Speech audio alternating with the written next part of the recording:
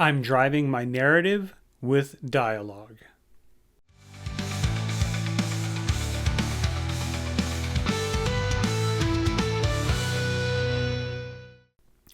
Welcome back to Writer's Theory.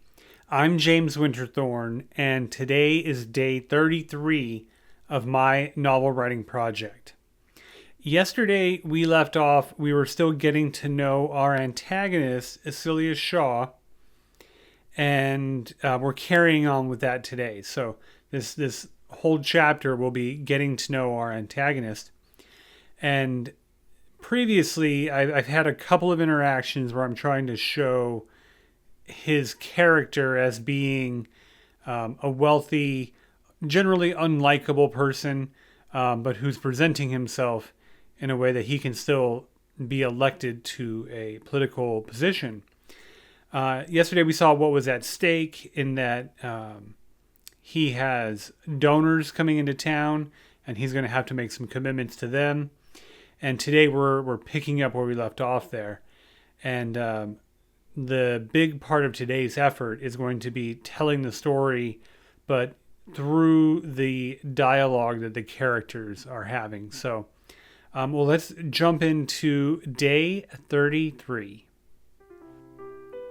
So this is what I'm trying to do here is establish like really important stakes for Shaw, in that he's going to have to make commitments to this businessman in order to get his support. But the businessman also doesn't want there to be any issue with his campaign. He wants to make sure that if he's going to endorse somebody, that that person is an upstanding citizen, or at least appears so. But as you can see here, there's a lot of dialogue and a lot of story that's being told through that dialogue.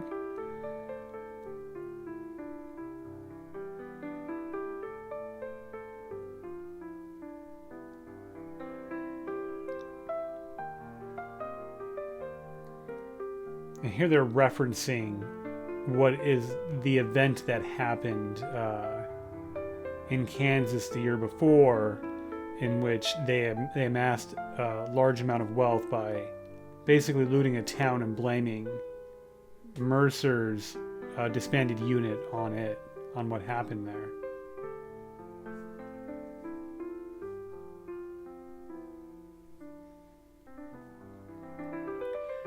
And so now I have John Triton coming back into the story. We met him at the very beginning. And a character that I have plans for, but he didn't turn out to be the villain that I really needed him to be. So I'm not sure how to treat Triton yet. But right now he's the muscle behind Shaw's attempts, and he's the one that was chasing Mercer and Alvarez earlier in the story. But you can see here, I have enough descriptions and actions taking place to just break up all the dialogue that's happening.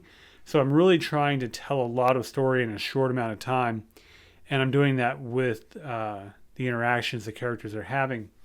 One of the things about this chapter that I don't know that I like what I've done here, and maybe it's just necessary for how quickly I'm trying to introduce the antagonist, is it kind of feels like, who is Shaw interacting with during this writing session?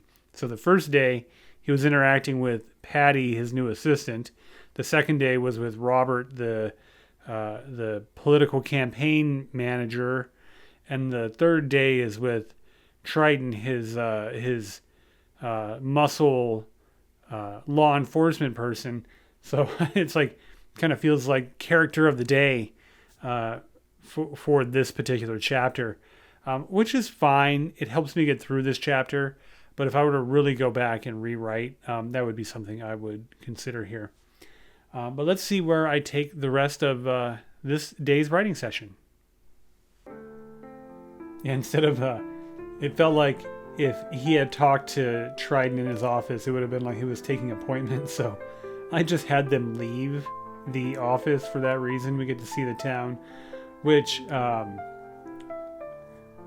I didn't know it at the time, but it's basically going to become Colorado Springs.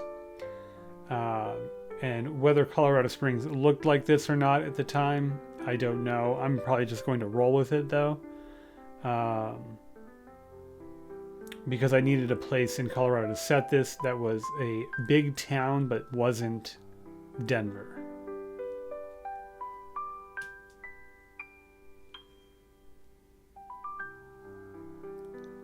And so here they're just talking logistics of them going to chase Cole.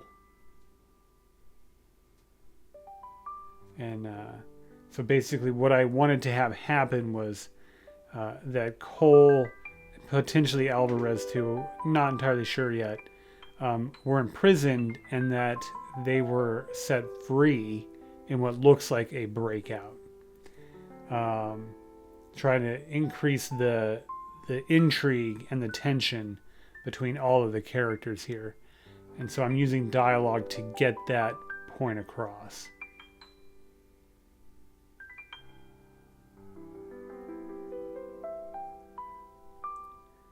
And here Shaw is trying to flatter and incentivize Triton even more.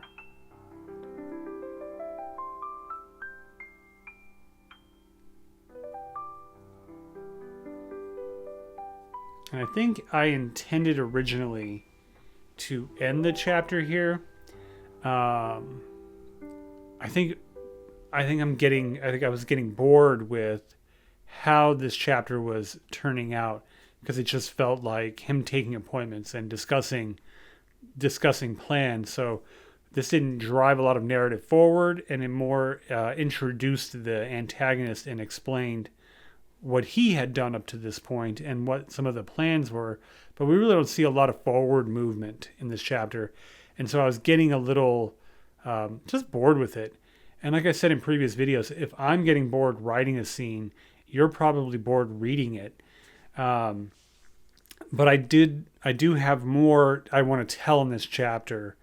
So I don't end it at this particular moment, but we pick that up in tomorrow's writing session.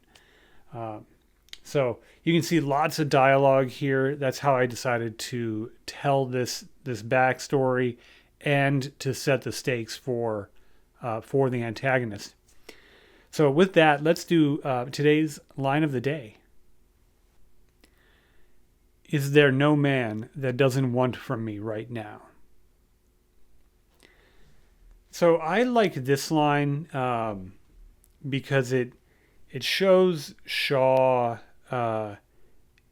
doing, I think, what's called a humble brag now, where he's put himself in this position of power and he's trying to put himself in a position of even more power, and complaining that he can't have a moment to himself and that everybody wants something from him. But it's very clear that he enjoys that position and having power.